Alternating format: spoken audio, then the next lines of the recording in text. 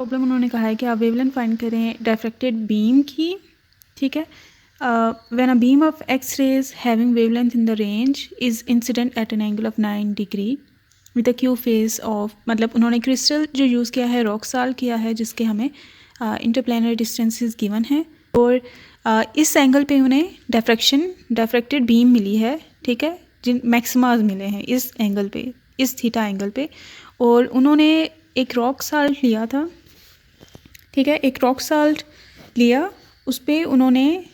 Mixed wavelength जिनकी range है 0.2 ऑंगस्ट्रम से 1 ऑंगस्ट्रम तक,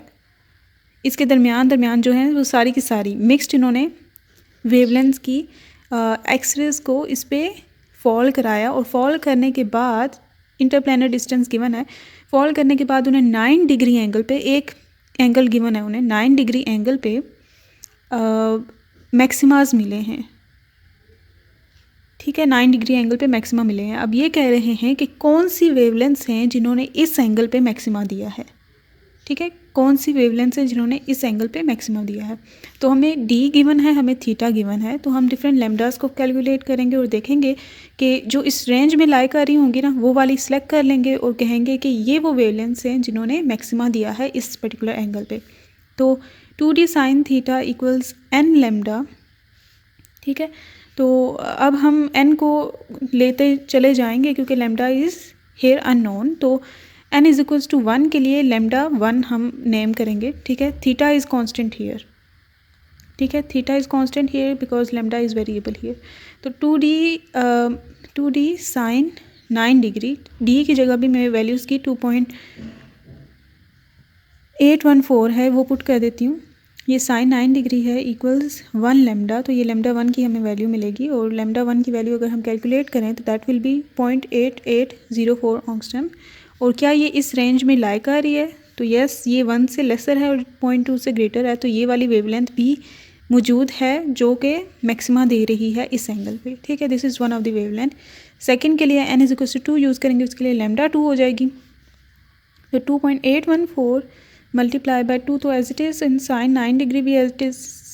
इट इज़, और ये 2 लैम्डा 2 हो जाएगा, तो 2 इधर डिवाइड कर देते हैं ताकि लैम्डा 2 मिले, ये कैंसिल, तो lambda 2 will be equals to 0.4402 angstrom. Okay, तो ये क्या इस रेंज में लाई कर रही है? येस ऑफ कोर्स कर रही है, क्योंकि 0.2 है और ये 0.4 है, मींस इससे ग्रेटर है एंड 1 से लेसर है, सो दिस इज़ इंक्लूडेड 2, तो ये भी वो वेवलेंथ है जिसने 9 डिग्री पे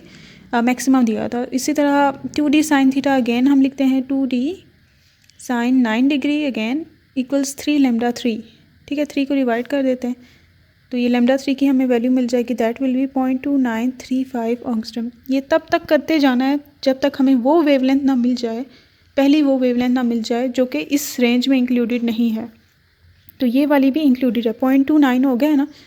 तो ये इसमें इंक्लूडेड है क्योंकि ये 0.2 से अपर की भी हैं, तो ये 0.29 इज़ इंक्लूडेड। तो अब लैम्डा 4 करते हैं, लैम्डा 4 की वैल्यू हमारे पास आ जाएगी 0.2201 ऑंगस्ट्रम, दिस इज़ इंक्लूडेड टू, ठीक है, क्योंकि 0.2 है ना, तो ये 0.2 में ही है,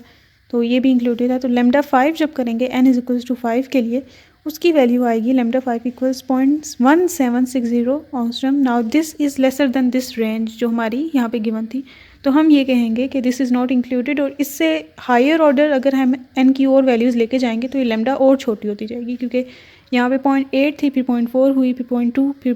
0.1, तो ये डिक्रीज़ होती जा रही है ना। तो और अगर ऑर्डर्स देखेंगे उनमें लैम्डाज और छोटी होंगी, तो वो हमारी रेंज में इंक्लूडेड नहीं है। सो जो लैम्डाज जो हमारी रेंज में थी इंसिडेंट क्योंकि हमने ये दी है ना, तो रिफ्लेक्टेड भी इन्हीं वेवलेंथ्स की आएंगी ना, कोई ग्रेटर वेवलेंथ नहीं हो जाएगी, कोई कॉम्पटन वगैरह या ऐसा कुछ नहीं होगा, कॉम्पटन स्कैटरिंग वगैरह। तो यहाँ पे फिर इसलिए जो दी है ना वही यहाँ पे हमें मिलेंगी,